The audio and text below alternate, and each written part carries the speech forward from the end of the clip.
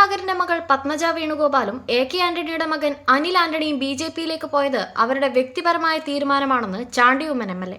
ഇത് അവരുടെ വ്യക്തിപരമായ തീരുമാനം. അവർ മാത്രം പോയി. അതിലൊരു നഷ്ടവും പാർട്ടിക്കുണ്ടായിട്ടില്ല. അതേസമയം മാനസികമായി ഞങ്ങൾക്ക് എല്ലാവർക്കും ഒരു ബുദ്ധിമുട്ടുണ്ട് എന്നായിരുന്നു ചാണ്ടിയുമ്മന്റെ പ്രതികരണം. കെ കരുണാകരന്റെ മക്കളെ കോൺഗ്രസിന് വേണ്ടെന്നും അത് സഹോദരനായ കെ മുരളീധരന് വൈകാതെ മനസ്സിലാകുമെന്നും പത്മജ വേണുഗോപാൽ കഴിഞ്ഞ ദിവസം ബി.ജെ.പി. വേദിയിൽ വ്യക്തമാക്കിയിരുന്നു.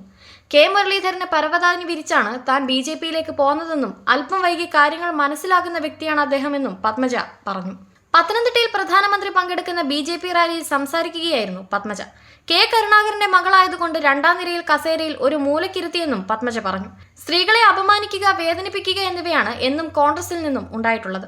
ബി.ജെ.പിയിലേക്ക് തന്നെ ആകർഷിച്ചത് മോദിജിയാണെന്നും പത്മജ പറഞ്ഞു. തന്റെ കുടുംബം ഭാരതമാണെന്ന വാക്ക് കേട്ടപ്പോൾ അദ്ദേഹത്തിന്റെ കുടുംബത്തിൽ അംഗമാകാൻ താൻ തീരുമാനിച്ചു.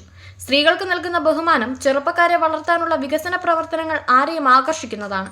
കേരളത്തിലെ ജനങ്ങൾക്ക് ഗുണം കിട്ടുന്നത് ആരുടെ ഭാഗത്തു നിന്നായാലും അതിനൊപ്പം നിൽക്കുക എന്നത് നമ്മുടെ കടമയാണെന്ന് പത്മജ പറഞ്ഞു. എല്ലാവരും ചോദിച്ച ചോദ്യമുണ്ട്, എന്തുകൊണ്ട് ബി.ജെ.പി. എന്ന്. ബി.ജെ.പി. എന്ന പാർട്ടിയെ ഞാൻ ബഹുമാനിക്കുന്നു. മോദിയെ അതിൽ കൂടുതൽ സ്നേഹിക്കുന്നു. ഏതൊരു പാർട്ടിയായാലും നല്ലൊരു നായകൻ വേണം. ഇന്ന് കോൺഗ്രസിനും മാർക്സിസ്റ്റ് പാർട്ടിക്കും ഇല്ലാതായത് അതാണ്. ഈ തെരഞ്ഞെടുപ്പ് കഴിഞ്ഞാൽ AICC ആസ്ഥാനം പൂട്ടേണ്ടി വരും. താൻ പാർട്ടി വിടണമെന്ന് തീരുമാനിച്ചപ്പോൾ കോൺഗ്രസിൽ നിന്ന് പലരും വിളിച്ചു. എന്നാൽ വിളിക്കാത്ത ഒരാളുണ്ട്. അതാരാണെന്ന് താൻ പിന്നീട് പറയും. അദ്ദേഹമാണ് തനിക്കെതിരെ കൂടുതൽ പ്രതികരിക്കുന്നത്.